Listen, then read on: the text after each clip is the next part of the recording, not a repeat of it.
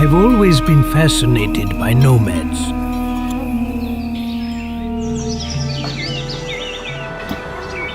Constantly on the move.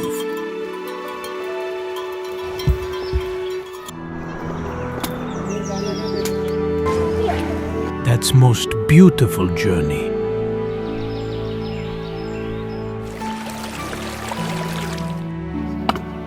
Today we're exploring the world's last nomads.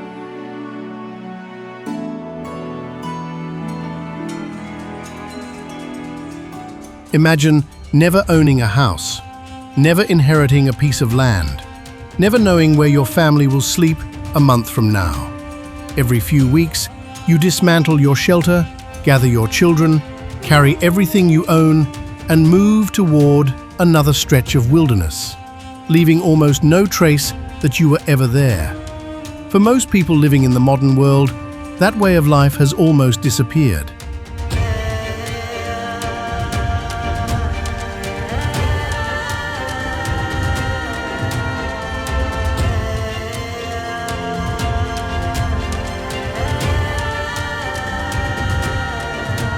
But hidden among the remote hills of western Nepal, a small community still follows this ancient rhythm. They do not cultivate fields or build permanent villages. They survive by carving wooden bowls, exchanging them for essential supplies.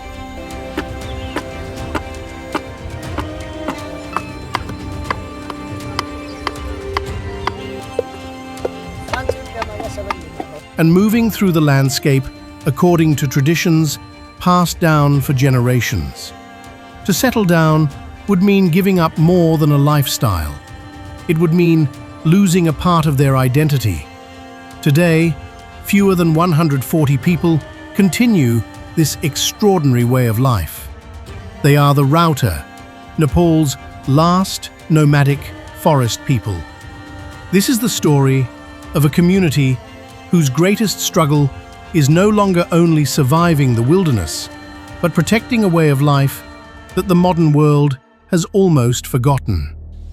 Deep in the hills of western Nepal, where roads become narrow mountain paths and villages disappear between steep valleys, a small community continues to live according to a rhythm shaped by nature. Their world lies across the remote mid-hills of Karnali and Sudurpashchim, a landscape of dense woodland, fast-flowing rivers, and scattered settlements separated by difficult terrain. During the monsoon, these hills turn green and mist-covered, while every journey through the mountains demands patience and endurance. For most people, these forests are places to travel through. For this community, they are the landscape that has shaped their entire existence. The Raute are Nepal's last nomadic forest people.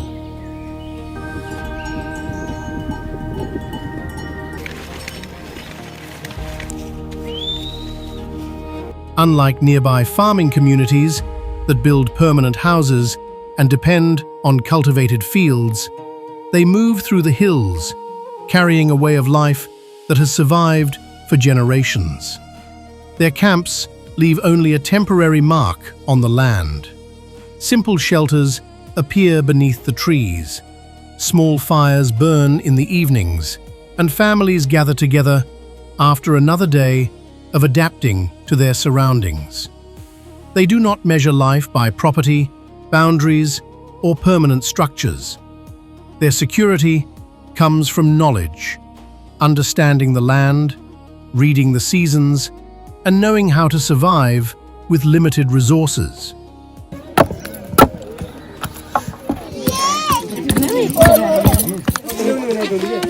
But this life has never been easy.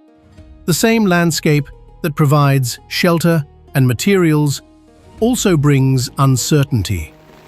Every season tests their ability to adapt, and every decision depends on knowledge carried through generations. For the Raute, this wilderness is not only where they live, it is the environment that has shaped their skills, their traditions, and their identity. The Raute do not belong to one village. Their home moves with them.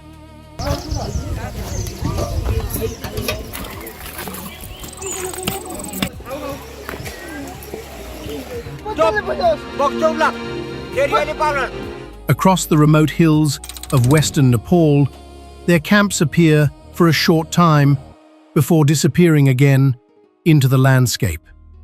In areas around Karnali and Sudur Paschim, families move through forests and valleys, following routes remembered by elders rather than paths marked on any map. When they arrive at a new place, there is no construction, no boundary, and no claim over the land.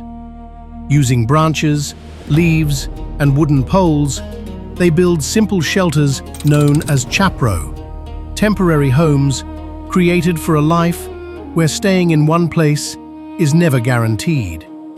Inside these small shelters, daily survival begins. Families prepare meals, children learn by watching their elders, and knowledge is passed through observation rather than written words.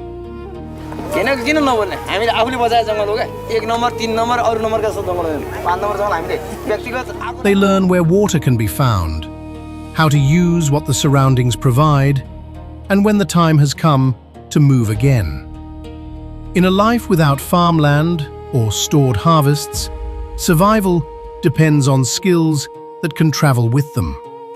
For generations, Raute men have carved wooden bowls and containers known as katoras using simple hand tools. These objects are exchanged with nearby farming communities for rice, flour, salt, and other necessities. This exchange connects two different worlds, one rooted in permanent fields and villages, the other in movement and adaptation. But a life without permanent ground also means living with uncertainty.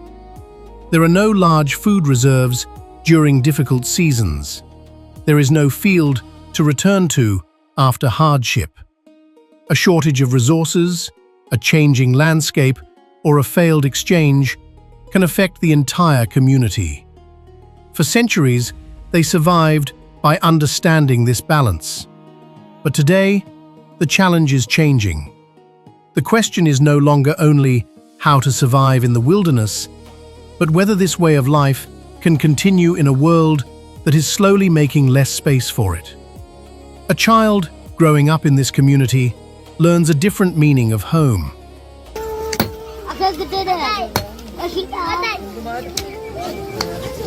There is no family house waiting to be inherited, no field carrying the name of generations before them.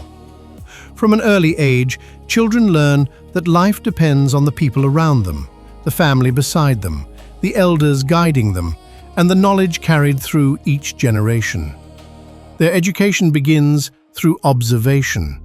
A child watches a parent prepare tools, learns how elders recognize a suitable place to stay, and slowly understands the skills needed to survive in a world where every possession must have a purpose.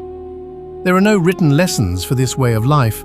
The forest itself becomes the classroom. At the center of the community are the elders. They carry memories of old routes, previous camps, and traditions that have shaped their people for generations. Their experience helps guide decisions, because in a life built around uncertainty, knowledge is the most valuable possession. We learn this life from our fathers and grandfathers. The forest changes, but the knowledge they gave us remains. Women hold together the daily rhythm of the camp. While men travel to nearby settlements with wooden crafts, women prepare food, care for children, collect necessary materials, and maintain the small shelters that protect their families. For children, this life is normal. Their playground is the landscape around them. Their lessons come from their parents, and their memories are created in places they may leave behind one day.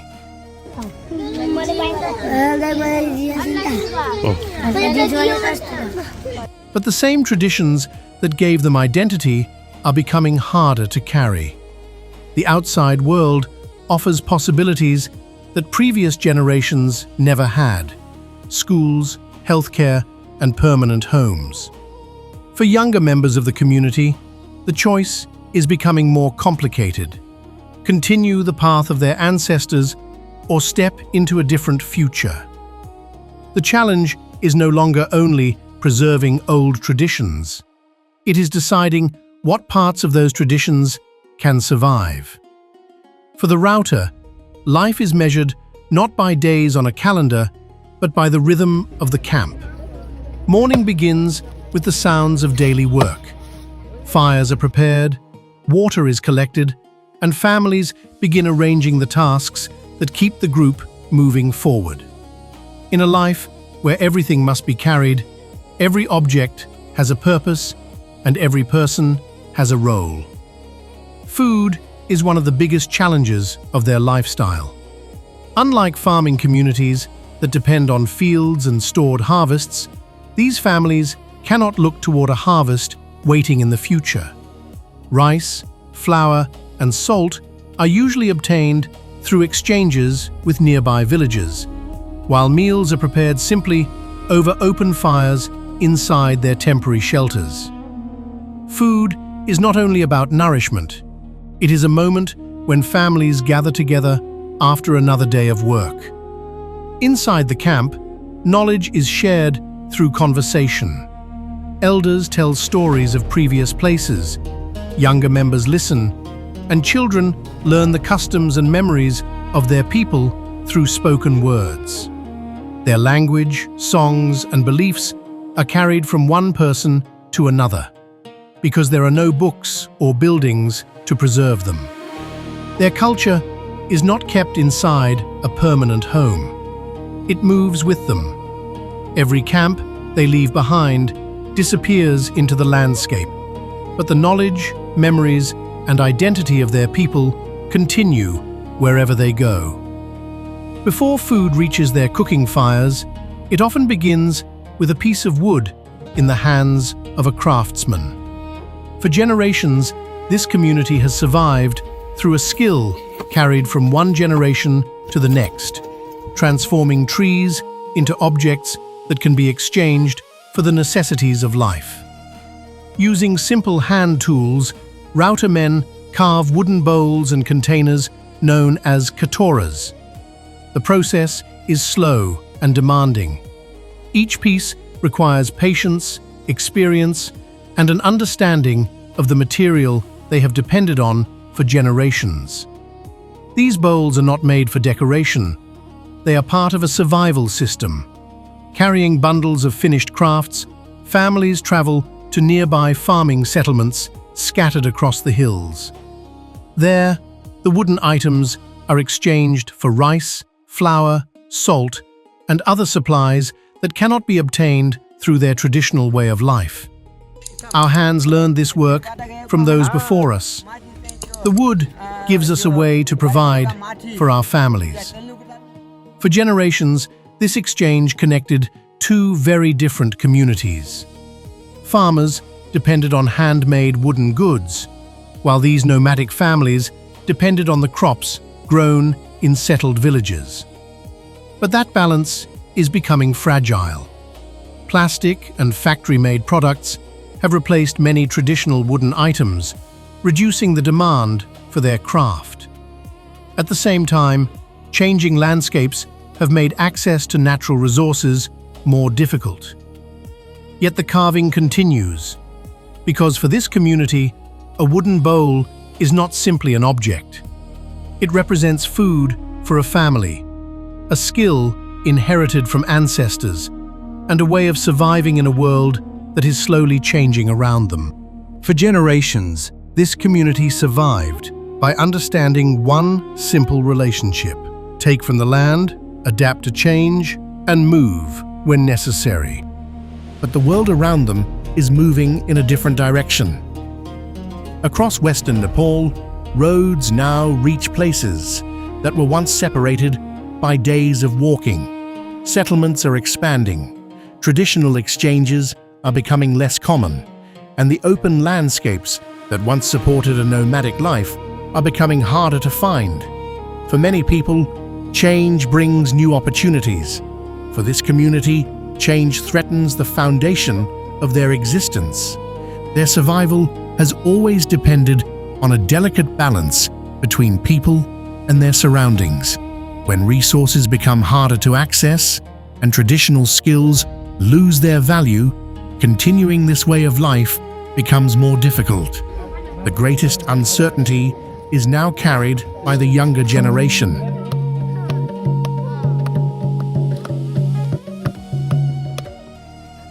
A child growing up in this community inherits the stories and knowledge of ancestors who lived the same way for generations.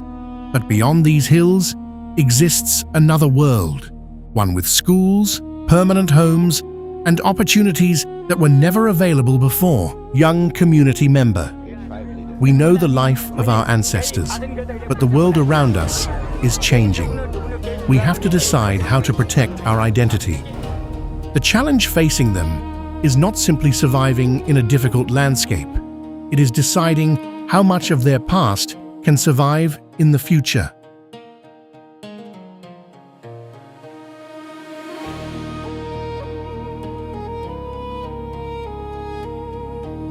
Deep in the hills of western Nepal, the last nomads continue a journey that began long before roads reached these mountains. Their numbers are small, their traditions are fragile, and the space for a life built around movement grows smaller with every generation. But their story is not only about a disappearing community, it is about human adaptation, the ability to create a meaningful life in conditions where many people would struggle to survive. Without permanent houses, without farmland, and without the security most of the modern world depends on, they built a society around knowledge, cooperation, and resilience. Today, their greatest challenge is not only nature, it is time. A way of life that survived for centuries now stands between memory and change. The next generation must decide which traditions can continue and which may slowly fade away. Raute Elder, our way of life is our history. As long as we remember it, our people will not disappear. The story of the Raute reminds us that human survival has never followed a single path. Some people built cities, some cultivated fields, others continued to follow the landscapes their ancestors knew. And deep in the hills of Nepal, a small community still carries the memory of a different world, a world where home was not defined by walls, but by a way of living.